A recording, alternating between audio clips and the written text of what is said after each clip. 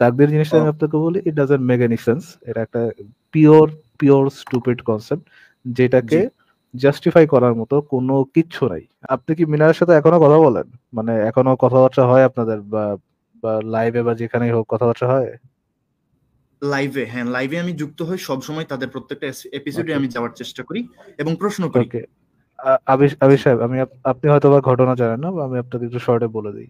মিনার জি সাহেবের বলেন। সাথে তাকদীর নিয়ে কথা বলার জন্য আমি আরো 1 বছর আগে, হ্যাঁ 1 বছর হয়ে যাবে, বা হয়তো বা তার বেশিও হবে, কমসে কম 1 বছর আগে, 1 to 1, আচ্ছা, যাতে তার আশেপাশের লোকজন ডিস্টার্ব না করে, এই জন্য 1 to 1 একটা আলোচনা করার জন্য প্রস্তাব জানিয়েছিলাম তাদের লাইভে গিয়ে, সবার সামনেই লাইভেই তাকে প্রস্তাব জানিয়েছিলাম, এবং তিনি একসেপ্ট করছিলেন যে হ্যাঁ তিনি করবেন।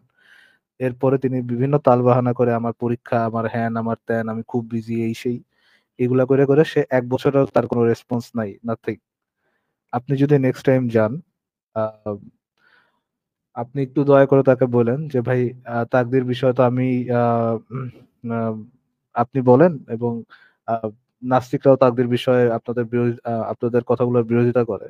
আপনি কি আমার নাম বলতে পারেন যে আপনি কি ফারাজ অর্ণবের সাথে 1 to 1 এই তাকদির নিয়ে একটা আলোচনা করবেন কিনা?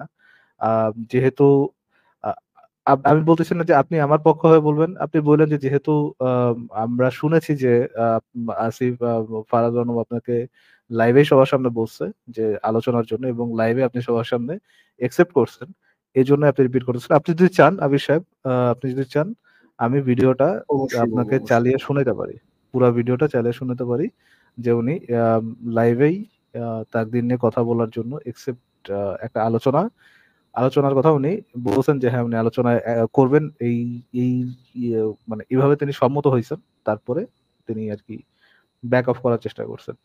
তাকদীর জিনিসটা ও আমি আপনাকে বলি, it doesn't make any sense. এটা একটা পিওর পিওর স্টুপিড কনসেপ্ট, যেটাকে জি, জাস্টিফাই করার মতো কোনো কিচ্ছু নাই। আপনি একদিকে যে তাদের তাকদীরটা হচ্ছে, মানে মিনারের কথায় আমি যদি এক লাইনে বলে দিই, মিনারের তাকদীরের ডিফেন্স কি, মিনারের তাকদীরের ডিফেন্স হচ্ছে আহ, আগে থেকেও একজন মুসলিম হিসাবে তাদেরকে মানতে হবে, মুমিনদের মানতে হবে, তাকদীর আগে থেকে আল্লাহ সবকিছু লিখে রাখছে, এবং আহ তাকদীর আহ, কিছু ক্ষেত্রে পরিবর্তনও করা যায়, কেমনে করা যায় জানি না, এই বাকিটা আল্লাহ ভালো জানে।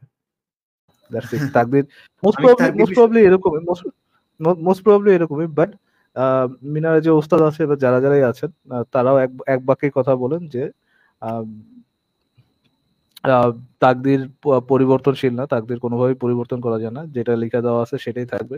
আপনি দোয়া মাহফিল করে নাথিং, আপনি কোনো কিছুই করে তাকদীর পরিবর্তন তো একবারে সৃষ্টির শুরুতে যেগুলো লিখে দিচ্ছে সেটাই থাকবে, তাকদীর আনচেঞ্জেবল। আচ্ছা, তো আমি আচ্ছা, ভাই আসলে আপনার তাকদীর নিয়ে তো অনেকদিন ধরে ঘাটাঘাটি করেছি। তাই তাকদীর বিষয়ে আমি মনে করি যে আমি সব জানি। জানি না সব জানি বলা ঠিক কিনা, তবে আমার কাছে মনে হয় যে তাকদীর নিয়ে আমি সব জানি, এবং আলটিমেটলি তারা কন্ট্রাডিকশন। এই জিনিসটা বলা থেকে এইটা বলা ইজিয়ার হবে যে তাকদীরকে কোনোভাবে জাস্টিফাই করা পসিবল না। জি, এইটা বলতে আমার মনে হয় খুবই সেফ পজিশন, যে তাকদীরকে কোনোভাবে জাস্টিফাই করা পসিবল না। কেননা আপনি ধরেন তাকদীর সম্পর্কে কোনো কিছু একটা জানেন, যে ধরেন এই জিনিসটা একদম এক্সাক্ট ফ্যাক্ট হিসেবে জানেন যে আহ, আল্লাহ যে তাকদীর লিখে দিছে সেটা কখনো পরিবর্তন হবে না।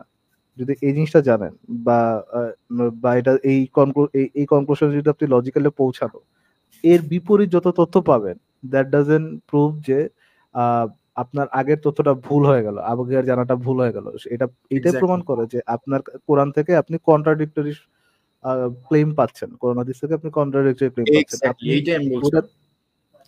আপনি প্রিভিয়াসটা তো ভুল প্রমাণ করতেই পারলেন না, আপনি সাথে আপনার জন্য আরেকটা খাদ নিয়ে আসলেন যে ওটা তো আছেই আছে, সাথে একটা কন্ট্রাডিকশনও আছে। তো এক্স্যাক্টলি। তাকদীরকে জাস্টিফাই করা কোনোভাবেই পসিবল নয়। হ্যাঁ,